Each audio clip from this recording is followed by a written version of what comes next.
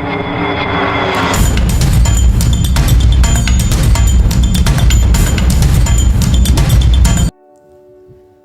રામ ખેડૂત મિત્રો, હું આપનો દોસ્ત રવિ સોલંકી અમારી આ યુટ્યુબ ચેનલમાં તમારું સ્વાગત છે।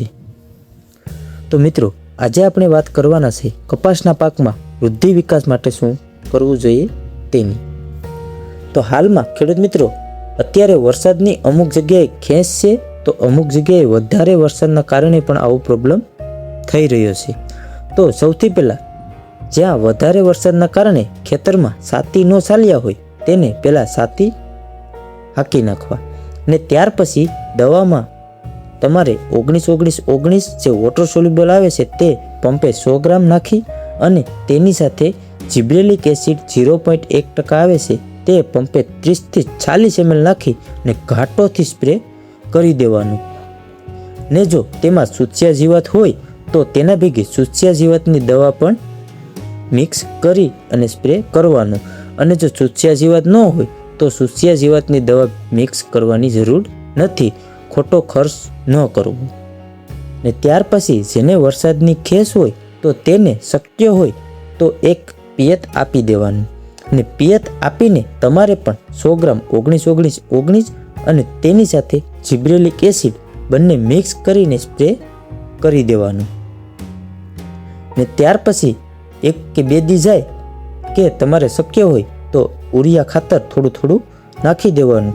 અને જે લોકોને વધારે વરસાદના કારણે આવો પ્રોબ્લેમ થયો હોય તેને પણ એમોનિયમ સલ્ફેટ જે ખાતર આવે છે તે થોડું 3 થી 2 ચાર આંગળ છેટું નાખી દેવાનું।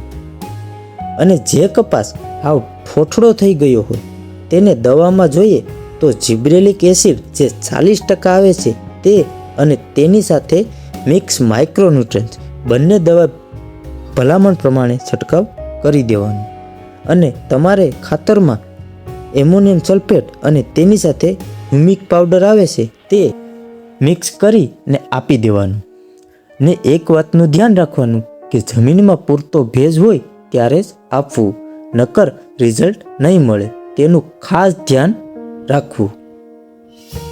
તો ખેડૂત મિત્રો, આ ભલામણ પ્રમાણે જ ઉપયોગ કરવો અને વિડીયો પૂરેપૂરો જોવો અને સમજવો, અને જો ન સમજાય તો ફરીથી જોવો અને પૂરેપૂરી માહિતી લેવી ને પછી ઉપયોગ કરવો। અને આ વિડીયોને બીજા ખેડૂત મિત્રોને પણ શેર કરવો, જેથી આપણા બીજા ખેડૂત મિત્રો પણ આ લાભ લઈ શકે। અને વિડીયો સારો લાગ્યો હોય તો વિડીયોને લાઈક પણ આપી દેવાની। અને જો તમે ચેનલમાં નવા આવ્યા હોય તો ચેનલને સબસ્ક્રાઈબ કરતા જ, જેથી આ અવનવા ખેતી લગતા વિડીયો તમને મળતા રહે। ને હું પણ એક તમારા જેમ ખેડૂત પુત્ર છું, હું કોઈ એગ્રોવાળો નથી કે જાહેરાત કરવા માટે આવા વિડીયો બનાવું છું। મને ખેતરમાં રિઝલ્ટ મળ્યા પછી જ હું વિડીયો બનાવું છું। તો જય જવાન જય કિસાન।